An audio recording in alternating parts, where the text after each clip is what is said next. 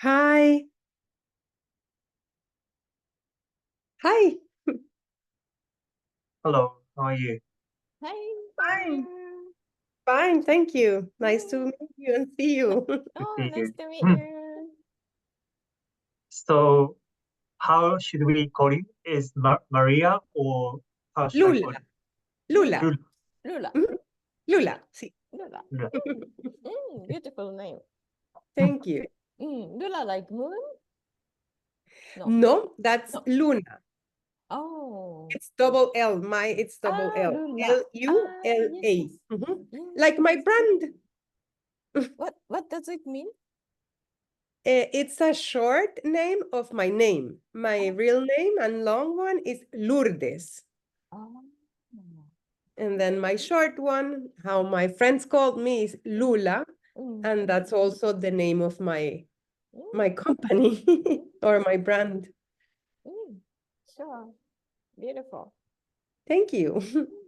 Thank you for the time and for letting me be in here. Oh, thank you for your time. What time is it now at your It's time? 6, it's 5 o'clock in the afternoon. Okay, okay. For you is morning. Yes, it's morning. You're beginning. Yes, yes. Have a nice day then. Yeah, thank you. Okay, shall we start? Junki-san, please. Yeah, so thank you for your time. Today we'd like to take maybe about 30 minutes to ask you about your business. And let us introduce ourselves. So, my name is Jun, and I am a program coordinator for this competition. And here with me, we have Satoko, CEO ARUN. Could you please introduce yourself? I'm Lula Mena. I'm from El Salvador and I'm from Lula Mena. Mm, yeah, thank you. Thank you very much. Mhm. Um, so we have a couple of questions, Mhm. and maybe, yeah, we like to ask, yeah, Of a lot of course. questions, but yeah, if you have any questions, please, yeah, ask us, and Okay. we try to, yeah, elaborate as much as possible. If I Um, can use myself like a little bit longer and tell you a little bit about my country, about my company, if it's okay. yeah, yeah, yes, please. I'm a designer, I'm a craft designer, and what I do is I design and develop home and fashion accessories handmade with traditional techniques and produced by communities of women who live in at-risk areas. And my focus is to empower them with steady jobs and to do this through a fair trade conditions. And also we use just natural materials and handmade techniques. And I love to think that what I do is to bring hope and transform lives through giving them a steady job opportunity and also applying what I love, which is design, culture, and art through the life of these women who live in at-risk areas in El Salvador. And Yeah, all my Mhm. yeah, please, please, sorry. all my products and my projects are based on their 5 principles. Everything is handmade with traditional techniques. Everything is eco-friendly with natural or reused materials. My main focus is to empower women. And then I do this with fair trade conditions and innovation through design. So those are my 5 principles. Mm, thank you very much. Actually, we have seen your company's website, and I saw a lot of product lines, and Yes. all of them are very unique in terms of patterns and also, yeah, designs and colors. And actually, we are in Japan, and I don't think we have a lot of that kind of product in Japan. So we are quite amazed by I your thank you. product. Yeah. Thank you. I Um, hear a little bit like a robot when you speak. Sorry, but I don't know if it fits me or you. can you hear me now? Better, Yeah. better. Okay. Yeah. But thank you So- for the compliments on my product. So yeah, I wanted to ask about the market of your business. So basically, as you said, you employ local women and communities, and then produce your products. And where is the main market of your product? Is that El Salvador or any other countries? The main market is El Salvador, but we also have export to 17 different countries. It's not that we are exporting right now to these countries, but we have export to different countries, include Sorry about the noise. Let us figure out. including Japan. We have some we had 池島さんですかね。ごめんなさい、ちょっとなんか音が入っちゃってるみたいで。どうしようか。トシさん、ミュートにしてもらえますか？ミュートにできないかな？トシさん、ミュートになってないんだよね。いけましたね。Yeah, thank you. Yeah, sorry for that. It's okay. Okay. Don't worry. Yeah. So you export your products to 17 countries. I have export, so I'm not exporting to 17 countries. Our main companies that buy from us are in the States, and some of them, no, it's in the States. But then we sell our main production here in El Salvador, so we have a lot of space to grow, and that's what I hope to grow, to be really, to impact more women and more communities. Because the only way that I can impact more women is through opening new markets, you know. Yeah, obviously. Yeah. Yeah, please. No, as you saw, our products are really like specific. They are sustainable products, handmade. So it's not mass produced, but we really can scale it up, the production right now that we have already trained the women. And so that's what we always are looking for, new markets to export and to have a more constant income of orders or of international orders, because the market here is, we are super well accepted here, but the market is very small in El Salvador. I see. So how about the raw materials? So I saw your website and sorry if I'm wrong, you're using cotton produced locally, or is it, yeah, how do you procure raw cotton? materials? We try to source everything from here, but cotton, like cotton, the crop, we don't have crops anymore here in El Salvador. So the cotton is imported, and then we buy the yarn from a fabric here in El Salvador. And then from the yarn, we weave we prepare the yarns, we dye it with natural colors, or we use it like raw cotton, and we then prepare the thickness that we want, and then we weave it in the looms, in the traditional looms. I see. And so in the weaving process, you using the power of local women, right? And how many women do you in the what?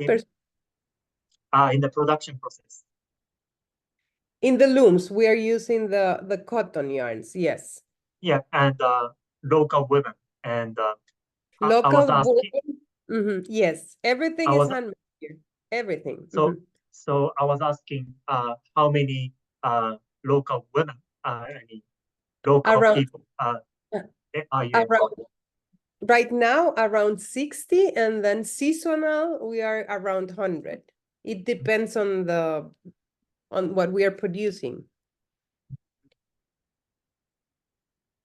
What kind of job or task are they engaged?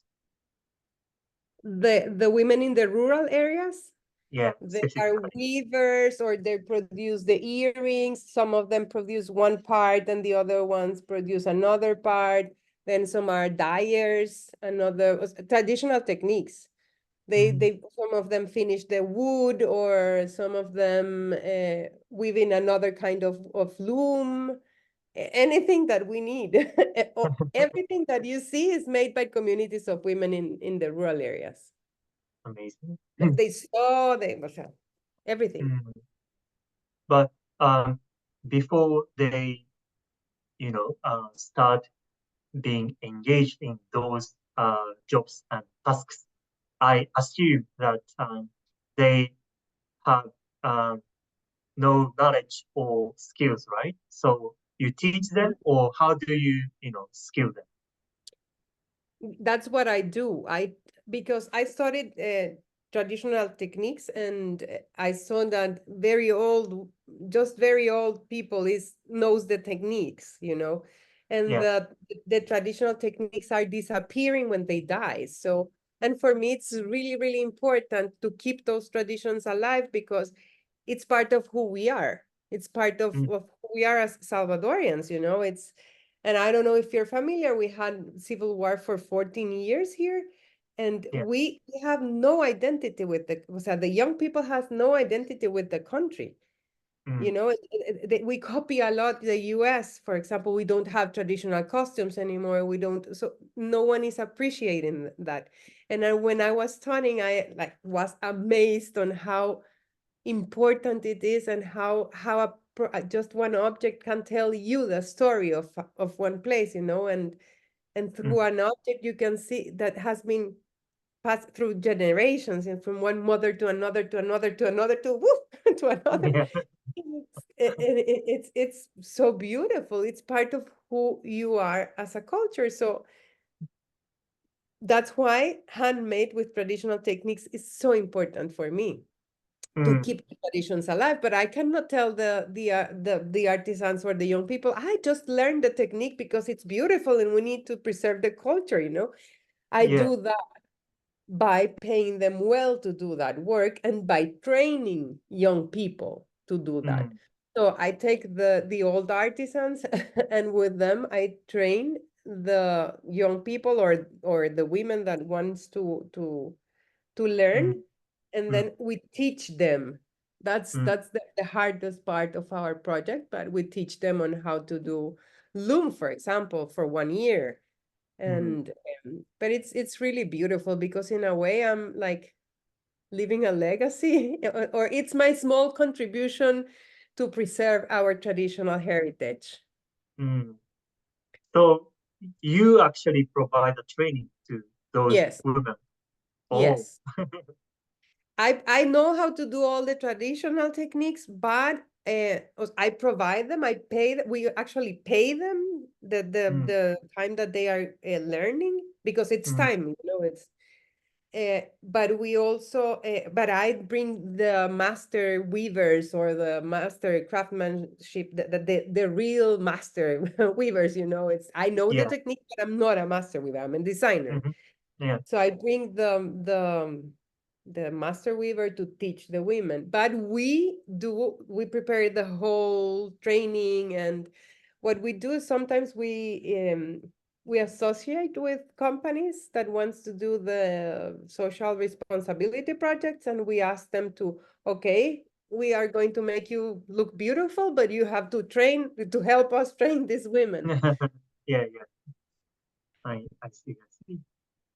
Yeah. It's I guess it's a very long process and takes a lot of efforts and times, right? To It's teach. sorry. The way I hear you, it's like a robot. I'm so sorry.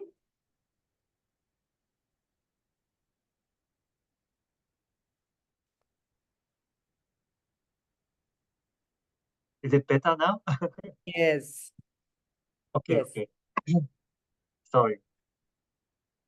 Yeah. So yeah. So I was asking. Yeah, I was saying it takes a lot of time and effort to teach that yeah to teach It that kind of techniques to women. So yeah. It does, but it's my passion, so I was I don't. really, amazed by your explanation. Mhm. If I want to do something, I want to do it with a purpose, you know. It's not, I do my, o sea, my whole company is not based on, it has to be sustainable, you know. It has to be profitable and sustainable because it's the way to be sustainable. But the why we do it is the most important thing. And one thing is the heritage and to empower women in the rural areas. Mhm, mhm. May I ask about the strategy or your let's say um, your plan for the next 3 years? And yeah, are you looking to expand your business or what is your plan for maybe for this year and for the next 3 years? How do you envision your company's growth? We already know, it's like all these years before we were like trying which products works and which doesn't, and what was faster to produce and to be scalable, you know. Mhm. So we already know which is our basic line or the line that we want to expand or to grow. And we have already trained the women and and all the production process. And so our plan right now, what we are doing is we are expanding. What we are going through is going for is international markets, trying to open new markets. Mm. And also because it's the only way that I can keep them working, you know. Yeah, And so opening new markets for the products that we already have, and then the other line is developing new lines, which is what we wrote in this project, Mhm. which is because we have seen that our clients are asking us to apply our materials and our techniques to bigger products Yeah. for the home, like Mhm. home fashion. I Mhm. don't know if you're familiar with the term, but it's like for interior design, like this in a big scale to hanging on a wall, you know. Yeah. Um, so just for you to have an idea, but um, so that's what we want to do also to develop, to design, develop, and try and train the women on how to do this new line that we want to launch. Mm. I see. I think you raised several points. First is opening new market. And my question is, do you have any specific uh, target market that you have in your mind? Yes, we are targeting Europe in a way. We are Europe. targeting Japan. Yeah, Actually, yeah, yeah. yeah, yeah. We already talked to our ambassador there to open, and we are going to have an interview with one company from Japan, which is it's a market that I really love and enjoy. I've been in your country twice because before of this project, I developed the Indigo project in El Salvador, Mm, the Indigo dye. mm, So I was in a commercial mission in Japan once, and then I was invited also to talk about the way I do business in a forum that the government was giving the woman emerging leaders or something like that to talk in universities and all that. mm. And I've really admired the way, I don't know, it's so beautiful that everything you put so much details in everything, even the packaging of the candies. I was like, I know how beautiful this is. So it's a market I always wanted, and we already sold to 3 different companies in Japan through international fairs in the Mm, US. Um, so we already tried that we have the quality of the products to be in a mm, market like Japan. But mm, also you know, what another strategy that we're doing right now is to be more aggressive with this line, with the interior design line, mm. with the Central American market, Uh, because there's a lot of development of hotels beach hotels and all that, and our aesthetic goes with that. So we're already targeting those markets. So for the international market, what product are you planning to sell? And yeah. We have a line of jewelry, Yeah. and we have also a line of textiles. Mhm. And then what we have been seeing is like these big like unique pieces or limited edition pieces, like the home fashion, what I'm for the home. Mhm. It's on demand right now, so Mhm. that's why we want to develop that. I don't know if you had the time to saw the nests that we have on the webpage, I think the hanging chairs, yeah. What is those nests, nest? nest like the birds. The Birds. birds, they do a nest. So It's a kind of interior, right? sorry? Interior, right? Interior products, home products, no? I don't understand you. Sorry. Yeah. So Interior products, yes. yeah, Interior interior products, products, right? yes. Yeah. Yes, sorry.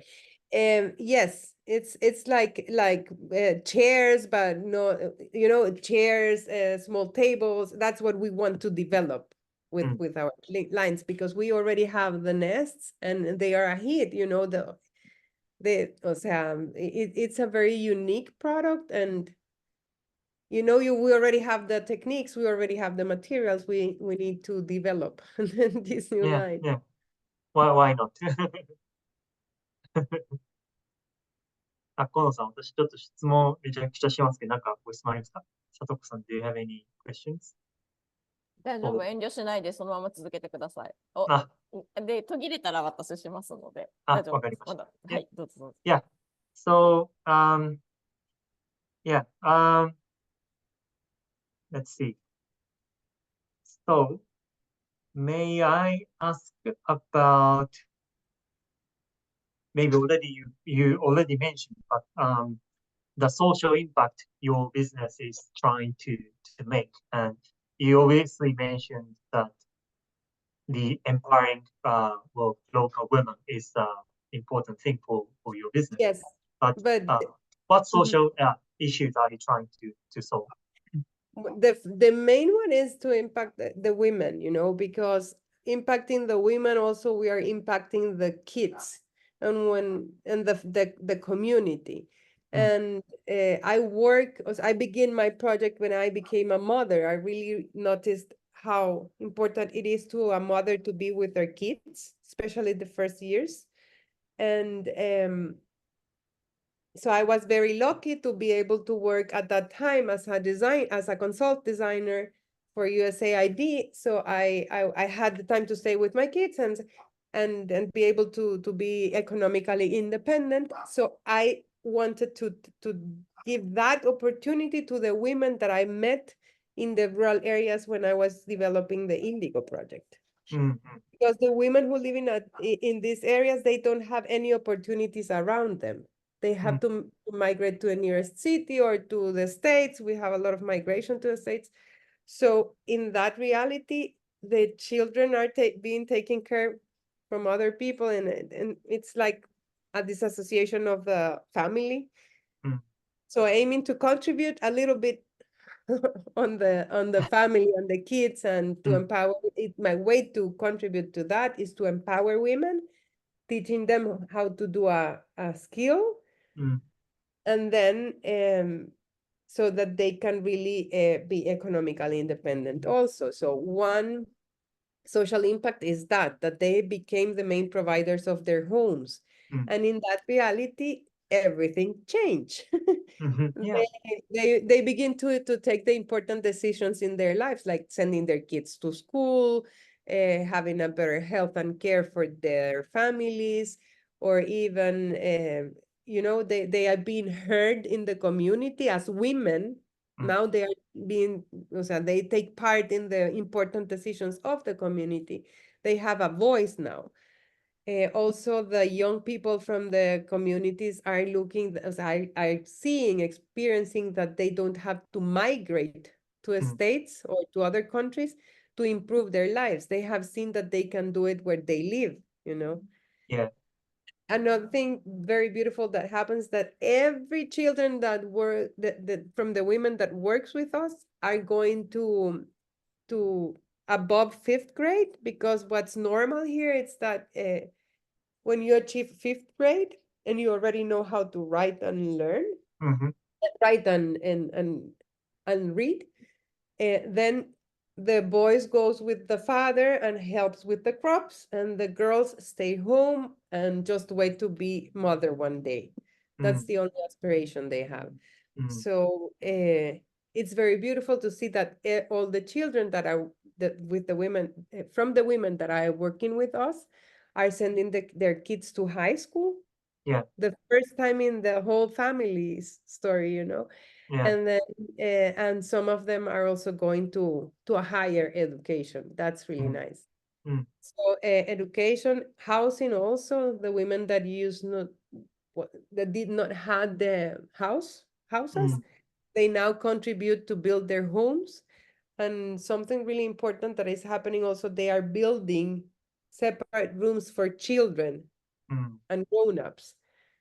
Normally in the rural areas, a lot of family lives in one room all together with no separation of children and grown-ups. Yeah. So that's, for me, it's really important.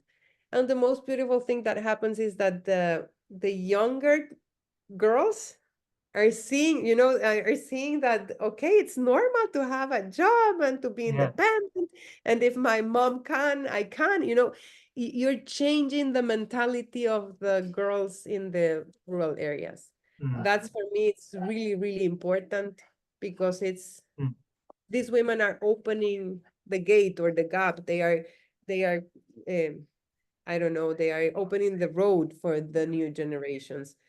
And the change of social schemes from the whole community, from the men from the community, is also super important.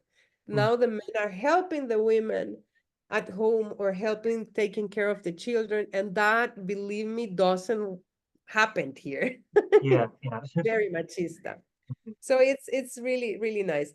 But the biggest impact that we have, and probably the most important for me, is that these women now believe in themselves. Porque once you achieve that once someone believes that you can, and in herself, it's unstoppable. So that's the bigger achievement. Thank you very much for that explanation. So in fact, the social impact is one of the most important, let's say, dimensions for this competition.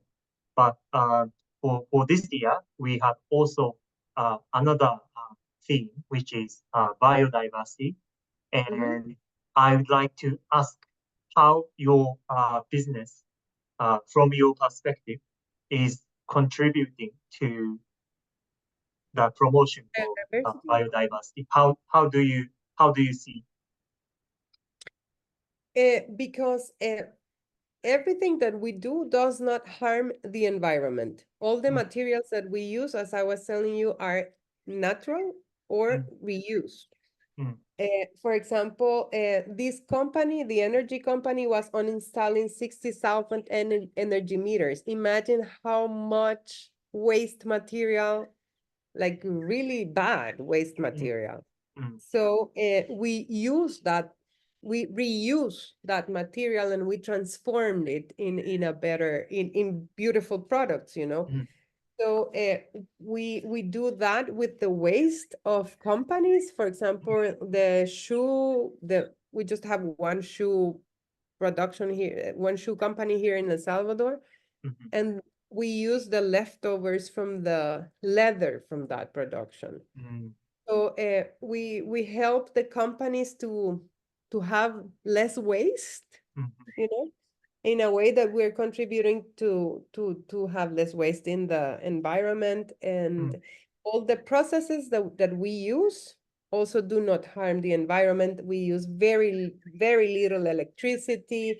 We don't have waste materials. What else? For example, we don't use water a lot. We try to use and to be conscious of using or designing everything that I believe that we as designers, we have the responsibility to design things that will not harm more the environment. You know, as a designer, you don't have to create another problem with what you're designing. Yeah, yeah. So that's one of my principles. So I think we contribute to that too. We use, for example, plastic bottles. And that's something that we're just beginning to explore, but to use the plastic bottles from the ocean and to see what we can produce from that. Or we use tire tube from the inside of the tires. So we try to use the waste materials that other companies have. And all the production and the products that we do not harm the environment. And in a way, we contribute Thank you very to much. the environment. Okay. And you know, something really beautiful that happens also, it's that because we sell these products, we teach our customers to be conscious of the environment. And that's another part of in a way, we are educators for the communities and for the consumers. All right. Yeah, thank you very much. So in this competition, we also provide investment money and also grant from the Reuters Group. And how are you planning to use that fund in your business if you win the competition? I'm more looking for the grant than the funding, but because I don't know how you work as funding. But if we win the fund, what I would love to do is to develop that line of fashion home accessories, you know. And what I will do is I will design, develop, try the products, and teach the women on how to produce those. So I will use the money for that. To develop this whole line that we want to and to launch that line too also in us. Okay. Thank you. I have no more additional questions from myself. So Satoko-san, do you have any questions? I would love to know how do you work? Just by curiosity, I would love to know how are the grants or which is the feedback that you ask in return or the papers, I don't know.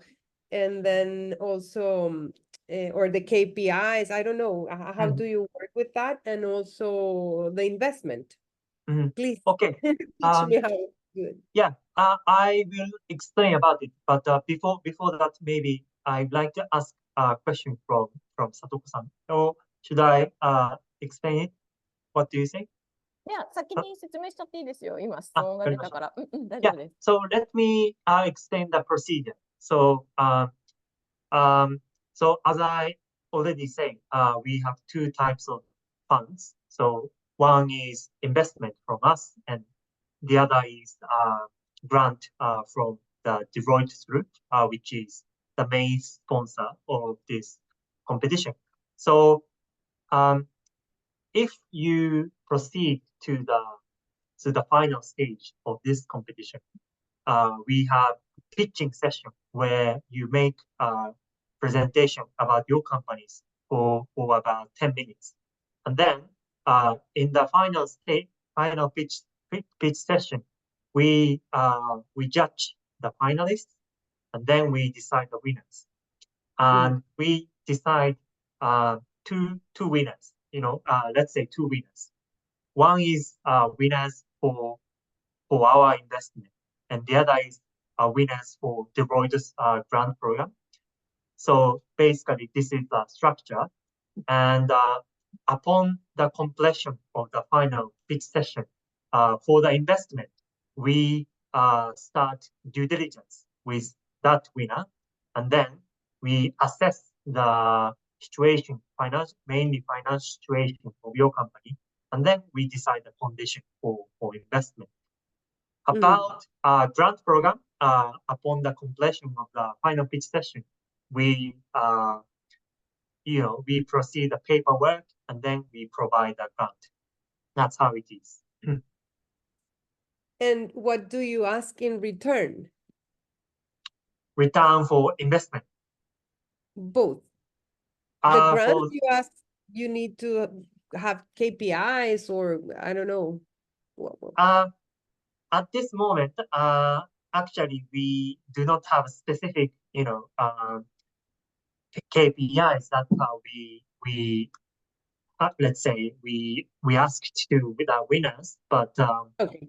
basically you need to report the impact of the grant or the impact produced by the grant to the Deloitte group, and then you need to periodically report the progress of your business. That's the basic things that we ask to the winners of the grant program. Okay. Yeah.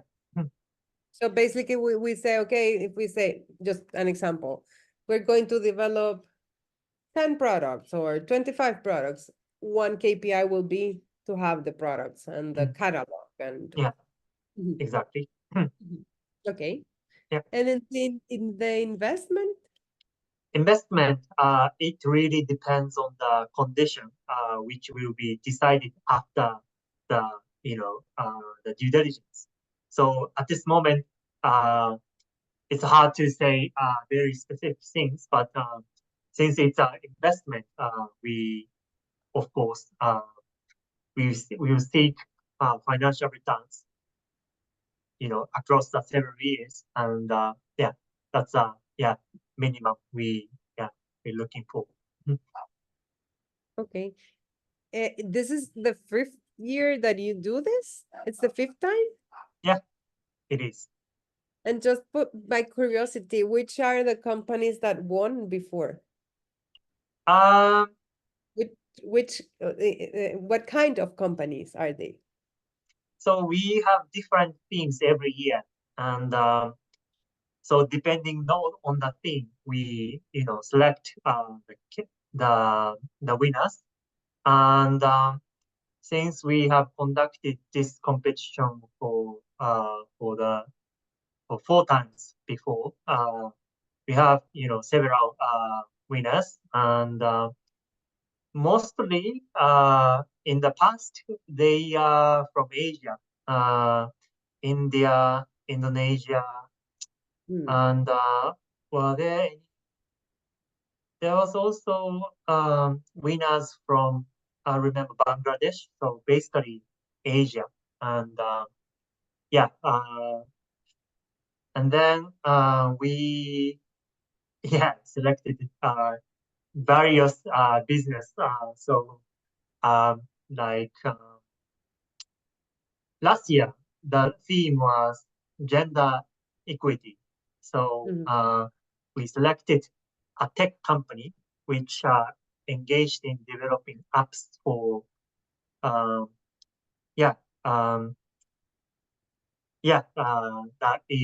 teaches that provides sexual education to students in India. That's one example, but many businesses. Yeah. I have here the ARUN. Wait, I lost. Yes.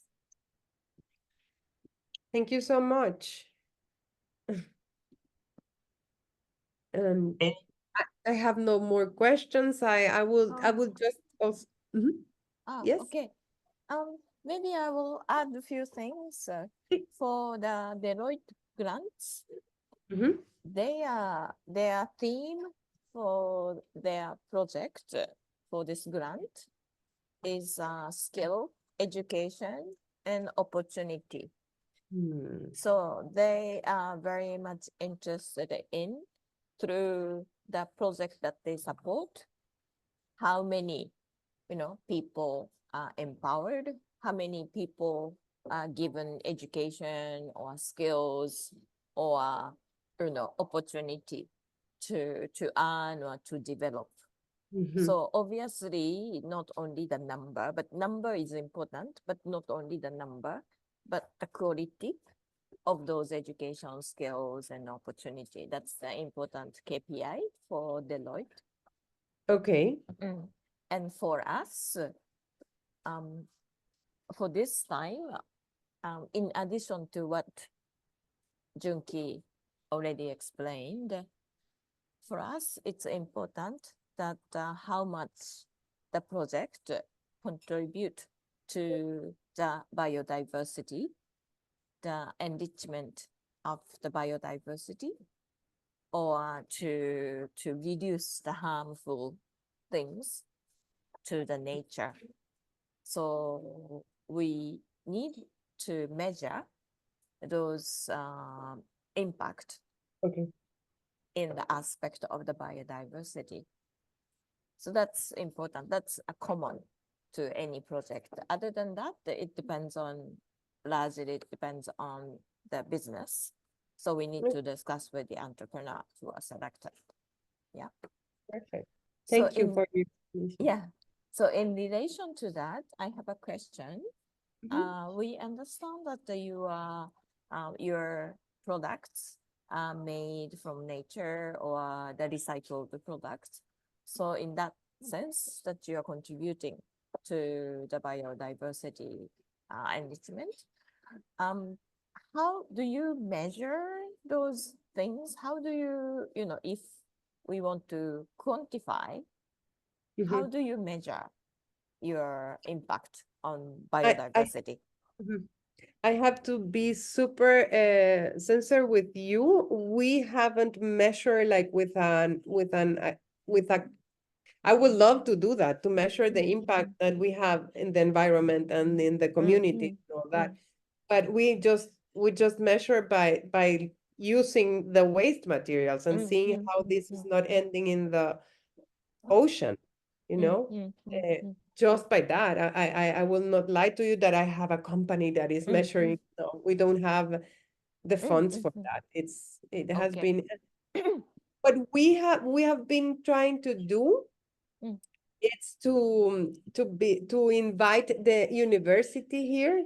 They are kind of interested in measuring that, because that's the way that we can do it. Like we already are talking to them and okay, come and measure the impact that we have, because you're an identity that can really back up what we do. It's like, and you're a neutral company, because we don't have companies here that do that. It has to be through the university. But it's something we're interested in you doing, and to have really to measure the impact.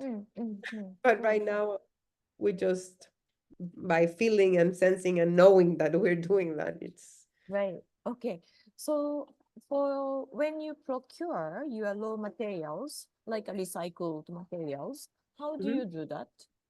Is there any, specific company who gather the waste material and then sell it to you? Or how do you procure those? We develop social responsibility projects for the companies. So we ask the company, we tell the we write like a whole project for the company, because I'm not just interested that they give me the waste material. I want them to be involved in the training of the women, and they give us grants to train the women sometimes, and to develop new. That's the way that we have been developing the lines of products, because training it's very expensive, and also developing products, because you have to wait, you have to invest, and then you have to wait to try the products. Some of prototypes work, some other don't work, and so we partner with the companies. With the Oh, we so partner with so the company, for example, you partner with company who do what? Like a to Coca-Cola type of no you know, Coca-Cola, no, the energy company. For energy example, this company. Oh, the energy oh, company was on installing, they have a lot of waste materials. I can send oh, you a video if you want. We have that on video. oh, So mm, the energy meters is what's measure the energy in your home. So they were obsolete. They had to change it for a more modern version. So they had 60,000 energy meters that were waste materials. So what I did was I told them, okay, give me the energy meters. I will use the copper wire that's inside, and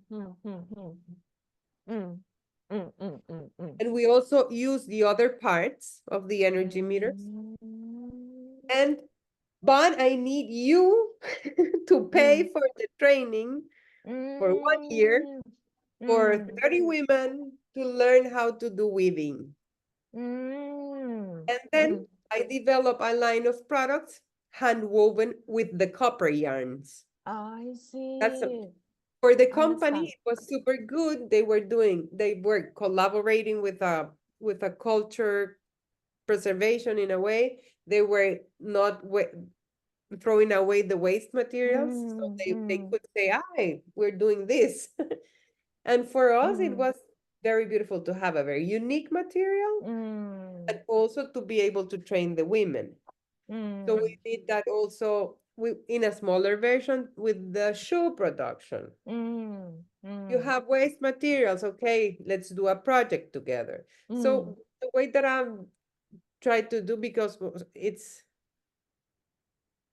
ours is a social company, so I reinvest everything in the company. So one way that I can expand more companies is through grants. That's why I'm pitching here. I Because see. uh-huh. Yeah, understand. Very, very interesting. Yeah, thank you. Another question, another material that you used a lot is cotton. How do you procure Cotton. cotton? And how do you procure cotton? I understand that the cotton are all produced in El Salvador, No, but no, you're importing. we don't have cotton. Okay. The Okay. crop we don't have. Okay. So do you import?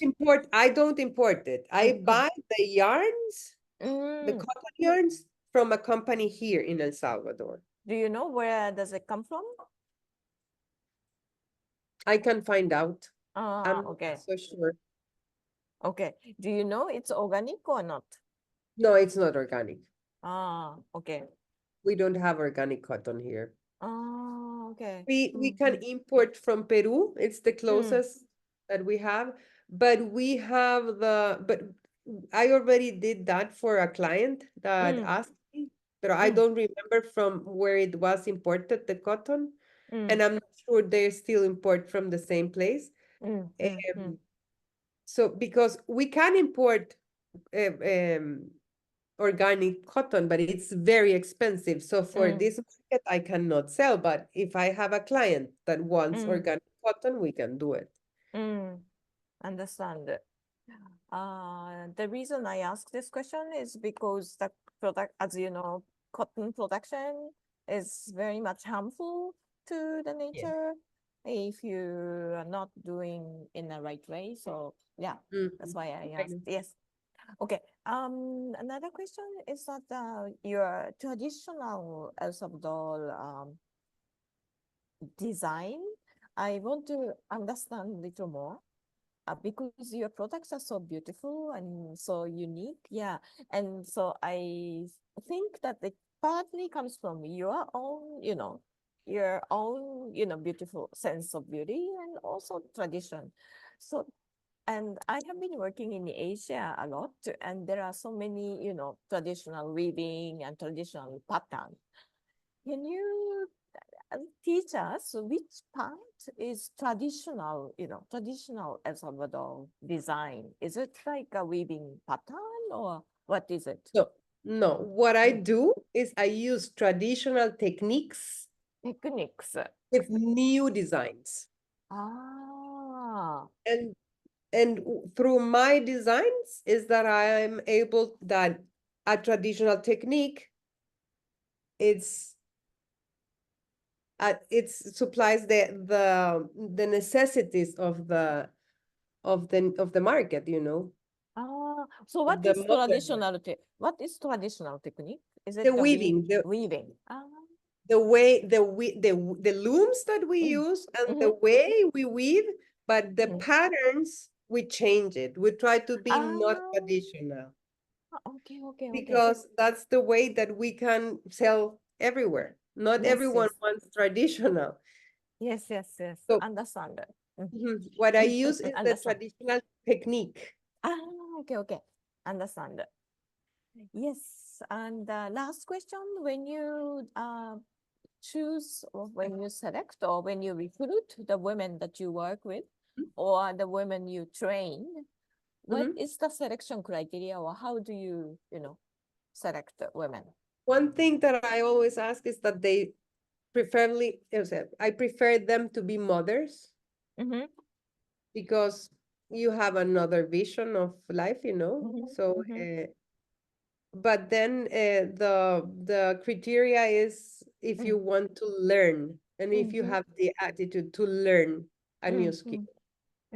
They don't have to do, obviously they have to be grown-ups, not children.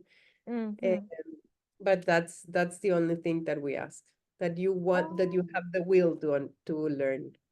We have a very wide range of ¿cómo se dice? Age. Very young ones and very old ones. From how old to what's the age range? In age, What about education, their education background? They have barely go to school. Uh, They know how to write and learn. But we don't ask them to know anything. We just want them to be able to be there with all the the attitude, the willingness to learn things. Oh, okay. What about their economic status? It is also vary or their It's also economic status? they are their from a very low income background. The women that I work in the rural areas, the women that I work in the office, no, they are the people who is working with me in San Salvador, and it's in the office. It's another thing, it's like administration, marketing, and all that's another thing. But the communities of women that we impact, they are from a very low income.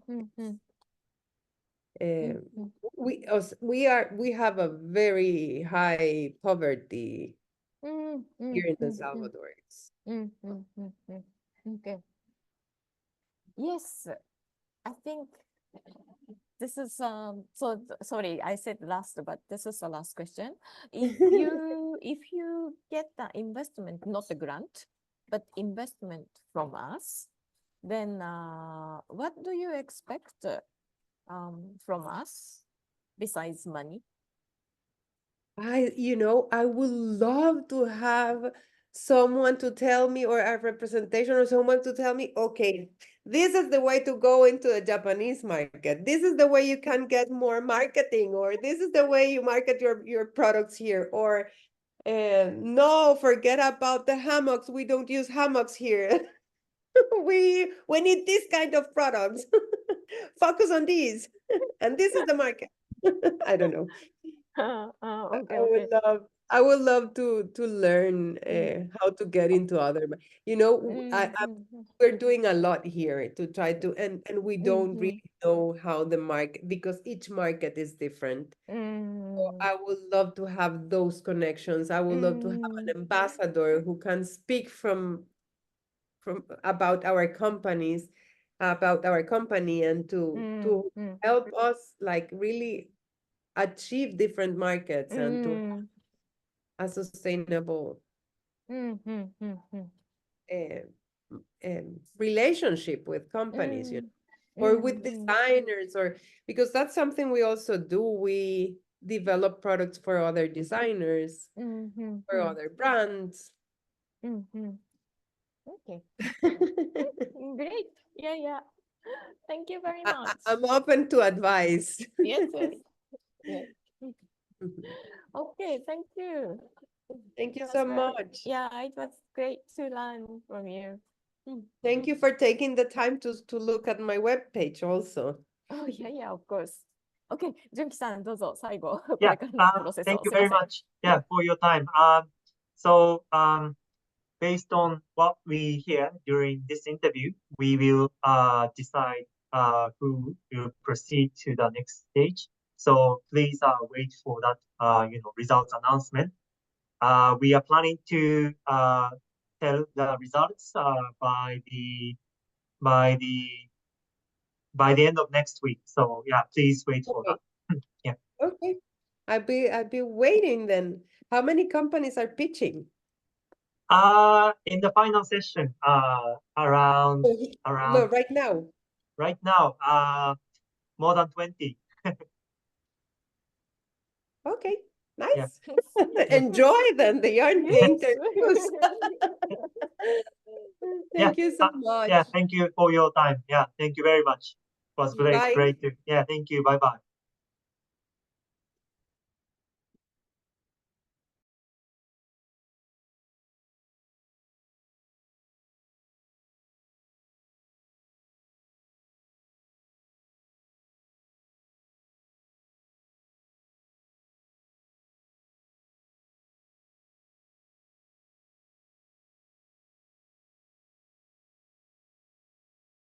I saw you. Ah. Oh, you got it? Okay. When I saw you, I think that was 2021 or 2022. 2022, I think. Yeah. Mhm. So yeah, that was crazy because it was during COVID and I set up the business to sell online. And so it was going really well. We sold, let's see, we have over 100 clients. We sold over 300 pieces since then. And then in the last, oh, then we had a fashion show. I think I had just, I don't know if I saw you when I had the fashion show, but we did that No, at no. Pace Gallery in New York. So that was during the pandemic, we couldn't launch formally. So we did that fashion show to come out to the public. After that, I started to get more interest from other indigenous communities around the world. So those in Egypt, those in Oaxaca in Mexico, in Guatemala, in India, in Indonesia, in Kenya, and Ecuador. So suddenly all of these other indigenous artisan communities saw what we were able to do and asked if I could collaborate with their workshops too, their co-ops and their communities. Because the thing is, there are others like me who spent 10 years building their workshop and building a supply chain locally, but they didn't have access to the sales platform or the American market. And so, yeah, so then since then, I decided I'm going to go international, replicate what we did in China, but using the local crafts. So the first stop is India, working in Gujarat and Bengal, and do the same philosophy, zero carbon, local, all natural, without electricity, and not just with clothing, but then also with furniture, with kitchenware, with lifestyle items, and to show that it's possible to live sustainably, to transition to a zero carbon future. And I think that's the difference from when you saw me, because back then I was just very focused on getting this artisan made good out. But since then, I've developed more into a climate leader and been part of the climate activist community. And so now, like, I have a full network where if I am designing something, then I can promote it across social media platforms and get the support of all these activists to amplify the message. Yeah, and that comes from the TED community. Yeah, so TED, it's climate, TED's climate community. And then also I was a Remake fellow, and Remake is a global advocacy group. And those are all fashion models who are fighting for a more just system. Yeah, so between those activist groups, I can amplify the message. And that's why, yeah, so that's why, like, when I go international, it's not just about creating the product, but also a lot of the storytelling and education. So I'm creating a YouTube channel where every week we publish a vlog so people can follow the journey, my journey into these communities. And then at the end of each episode, people will naturally want to purchase what they see. And so we can take pre-orders, and then that money will start going into the local workshops, and then viewers can see how their money is affecting the locals. So it's like real-time ordering. Like, you don't have to wait 6 months for that money to get to these villages. Like, we can do it in real time. Great. That's a fantastic development. Yeah. Congratulations. Thank you. Yeah. And when you grow in that way, how do you manage? I see your number of your staff is 21. How do you manage all these things? Can you elaborate a bit more how your staff work? Yeah. So the amazing thing that happened before the pandemic, I was trying to manage production and manage all 20 artisans. But then during the pandemic, because I couldn't go there, they were able to organize themselves, kind of like a co-op. And then now they train each other. And so they're self-managing. So this is why I'm able to expand internationally, because if and there's also a nonprofit partner locally. So they handle, like, the pricing, costing, like all of those, and dealing with the government, or like whatever, like that kind of thing happens. So I don't have to. So when I expand internationally, that's what I'm going to have to do, work with workshops that are already self-managing and can produce on their own. And then I go in and I just design it, and then I bring in the sales. Okay, so you have a sales team in US, or do you? No, so I have a website, and so I guess I'll have to create a sales team. So this is the interesting thing, actually, because I'm gonna have to find a salesperson. However, that salesperson is gonna not come from the fashion industry. It's gonna have to be someone who really understands social media and YouTube marketing, because the only way let's see here. How do you say it? Yeah, the orders come through YouTube. They place an order on the website, and then I do have people in Indiana, where I just moved to.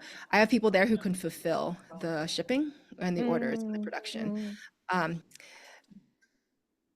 But the sales on YouTube is going to have to be me marketing it to people, and then that will attract people to go online to buy it. So it's kind of like that. It's like influencer marketing, influencer sales. So you are doing tons of different roles. Is that you? Like, Yeah. So that's why, like, with the workshops, I'm like hands off. Like, I'll design it, and I'll get people to buy it, but I can't spend 10 years in your workshop again training people. Yeah. So the only way it's gonna work is if I have the right partners. So in every community, the 10 countries I chose, they are ones that I've had relationships over the years. Those who have a nonprofit partner already, and they already have a workshop and materials and a training program in place. Yeah. I see. Okay. What will be the bottleneck for your expansion, if you think? What could be the risk or bottleneck of your expansion? Oh, yeah. Well, the bottleneck now is just raising the funding to do this project right now. So, if I'm looking at the travel costs for the next year, it'll be 200,000, 250,000 to get it going. So right now I'm raising money and putting the team together that will need to join me. So I have to get an assistant, a videographer to join me, and an agency to do the video editing on the vlog and publish it. Yeah, so those are all costs. I see. And so you are looking for this money grants or the investment, or what kind of money are you looking for? Well, I was looking at before investors. Really interested in women investors, actually, because our whole supply chain is all women. And so I thought it makes sense to also have women finance this. And then I just applied to the National Geographic Explorer grant. So kind of treating it as an expedition. And then I'm going out to my sponsors, like Birkenstock and Aveda and Ramoa, to see if they'd be interested in brand partnerships. And I guess sponsorships is kind of like a grant. Are you looking for impact investor or like investment or commercial investor for investment, or what is your position now? Yeah, so impact investing is a good fit. The two investors that came on recently, or the three, one is a philanthropist and another one is an impact investor. I mean, they're both investors. They're not like formally impact investors, but they do sit on the boards of foundations. So we do share the same values. Okay. Thank you. I was wondering your what could be the good fit for us, because I was really interested in what you are doing and what you are trying to prove. At the same time, from this competition, we have a grant from the Deloitte or impact investing from us. So for us, it's not a grant, but investment. So basically, we expect this the funding, the investment, come to return to us someday, and then we will be able to reinvest to other company, kind of cycle that we are trying to do. Since we are NPO, we are not not necessarily to return to someone, but then we retain and then we will, use it. So that's the investment. And for that, we are really looking for biodiversity impact. Do you measure the biodiversity impact in somehow in a quantifiable way? Yeah, I don't yet. I have, but I can start measuring that, of course. When I work with indigenous communities, the indigenous communities take care of 85% of the biodiversity in the world. So yeah, naturally, there's a way to quantify the biodiversity. It's just the investors that I work with, they haven't asked for those specific metrics yet. So if biodiversity is something that you need, then yeah, I can start measuring it. Okay. And another, if you prefer to have a grant, then that has to come from Deloitte grant. And their specific theme is education, skills, and opportunity. So in that sense, they're looking for the number, obviously, that how many people are really gain the education, skills, opportunity from the business, and also the quality of it.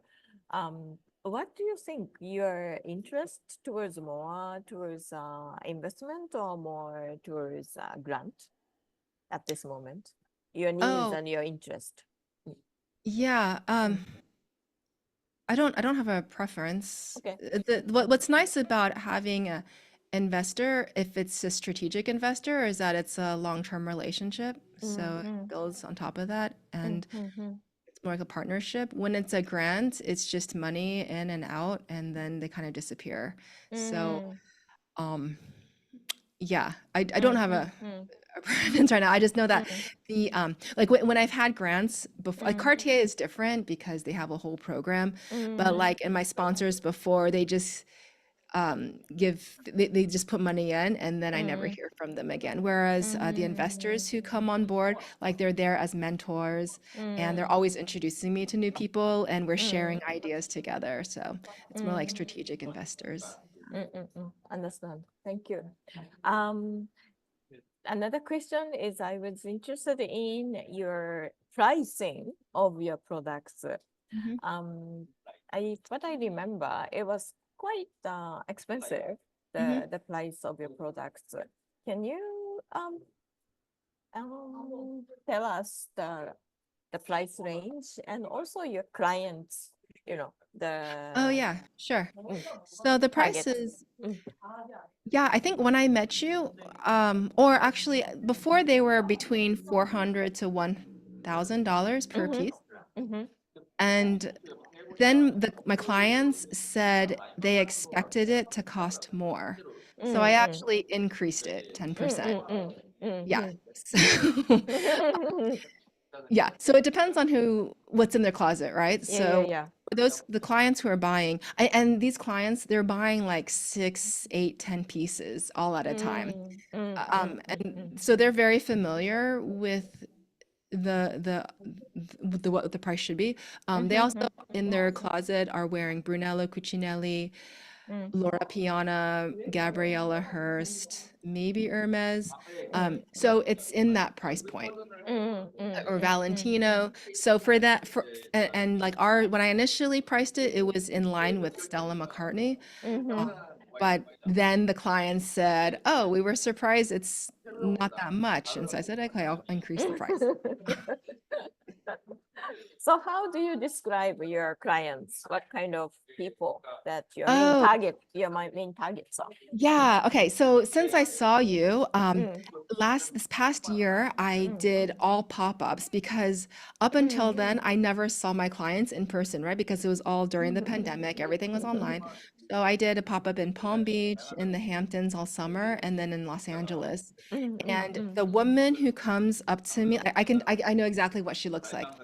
She's wearing like raffia, like kind of like straw handbag. She looks very clean and natural, put together, very natural makeup, like no red lipstick, right? She's very natural. And she might be wearing Birkenstocks or a similar version, but the leather sandals. And she's wearing natural fibers, right? She's not wearing fluorescents or anything made from plastic textiles. So that is her.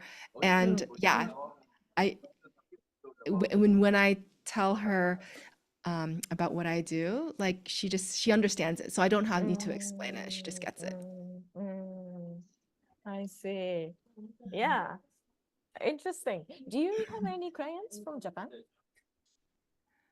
The one client I do have is the menswear label Visvim. So the founder, CEO, oh my gosh, what is his name? Oh my gosh. Oh, let me look him up. Visvim. Whoops.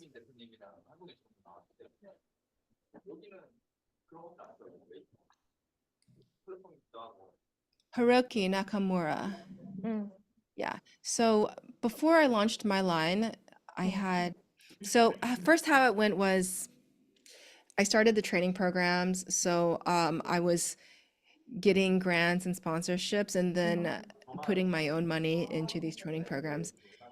Then I started a wholesale textile line, and so Visvim, they were my big client, and they were from Japan, and they focus on traditional fabrics. They work a lot with traditional Japanese craftsmanship. But it was the funny thing again too. I had these fabrics made with indigo, and they said, "Oh, your fabric is so much cheaper than the indigo in Japan." So they bought my fabric. So yeah. So and yeah, I was like, oh, because I already thought that the fabric was expensive, but they're like, oh no, it's a lot cheaper than what we expected. So like, all right. So then for 2-3 years, they were my biggest client. Yeah. And then since then, we've had clients in Hong Kong and Europe and the US. Those are the big regions. Okay, thank you. Mhm. Thank you, Angel. Just a couple questions. I guess one related to what Satoko was just asking. So you have a sales channel both online and through the retailers. What will be the revenue component of each? How many percent is sold online directly, and what percentage is sold through the more like a retail channel? Yeah, so I think wholesale before I was selling maybe 20% was through wholesale channels. The thing is, well, there's wholesale and then there is pop-up. Okay. So pop-up is then, but I give the same percentage to the store, the hotel, or the person who's organizing it. That one, you end up giving half of your revenue away. So it's better to do online business. Yep. So in the past, wholesale, it was 20%. And then I stopped doing wholesale. And then this past year, I just did pop-ups, and it was probably like between like 25%.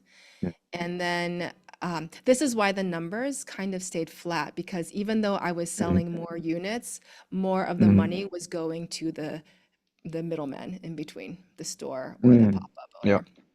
Yeah, so I think ideally, for every fashion brand, they want to sell through their website online, because then they keep, all the profits.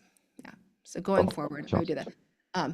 Now to scale up, I would sell the textiles wholesale like I did with Visvim. And so going forward, I would split it 50-50. So 50% e-com and then 50% B2B, just textiles, not finished product, Yep. but so as a wholesale supplier. I see. Yeah, that makes sense. Yeah. Okay. In terms of your competitors, right? I mean, I do see a lot of ethical fashions. Some sort of like I guess or ethical fashion wash. I was listening to your story, and your business is very robust. And when I say robust, not necessarily in terms of business scale, but your commitment and to the way you source your fabric, etc. Now, who do you see as your competitors, and what do you think are your, I guess, competitive advantage, or the uniqueness of the way you run your business? Yeah. So compared to the competitors, usually in fashion, they are either sustainable or they work with artisans, and they don't mix both together. And I guess how I'm different is that I'm saying that working with artisans is a sustainable solution. So just in terms of the storytelling and values, I align both of those trends. Something that is very different from everyone else is that I don't use any electricity. That's more of just an accident. And I've always not used electricity because the electricity always went out in these villages. So for 10 years, I didn't use electricity. But then, like 3 years ago, suddenly people said, "Oh my God, that's so crazy. Since when have you stopped using electricity?" I said, "I always did." So in terms of branding, everyone loves that. So I'm just like, okay, I guess I'll just focus on this. And then I don't use any plastic textiles. And of course, as you know, plastic is really bad for your health and for the environment. So it's very pure. It's the most sustainable clothing you can get out there.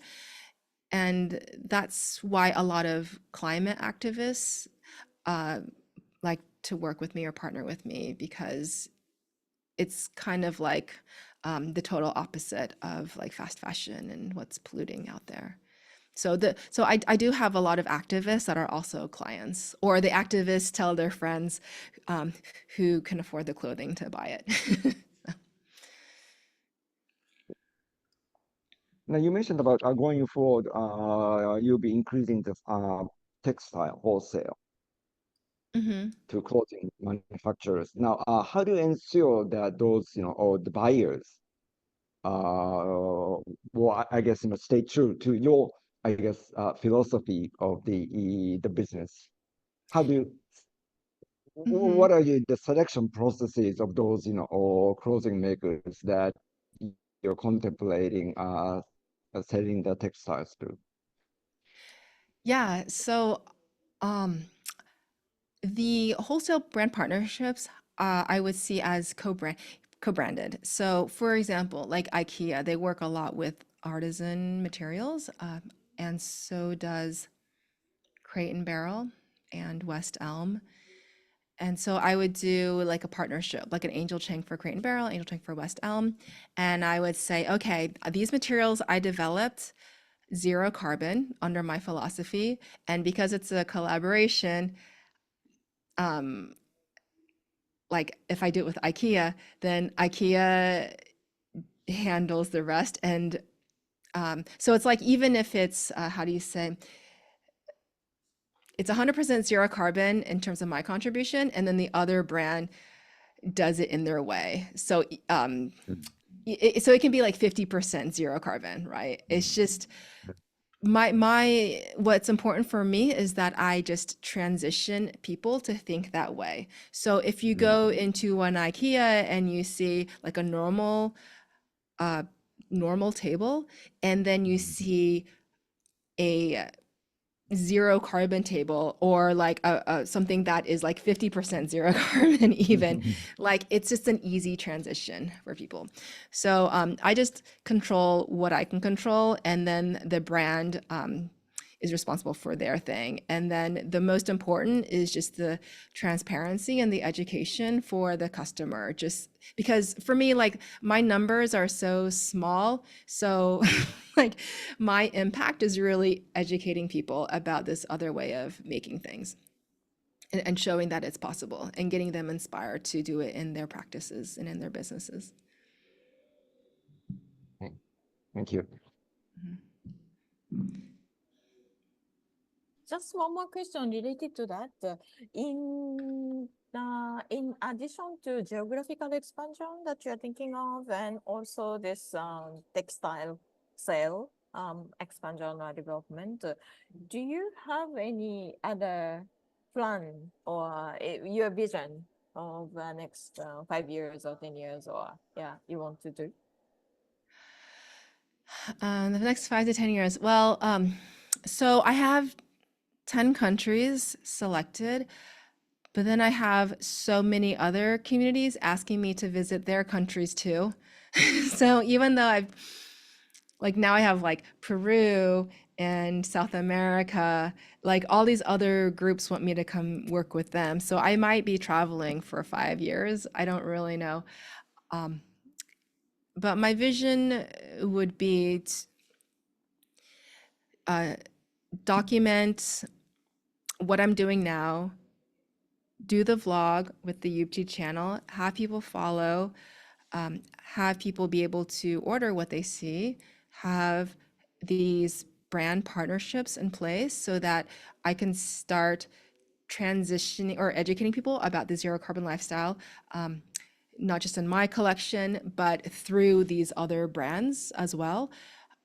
And then to also create like a docu-series, something that we would show on Netflix or Apple TV at the end of it. And so that would be a collaboration with a filmmaker to create a documentary.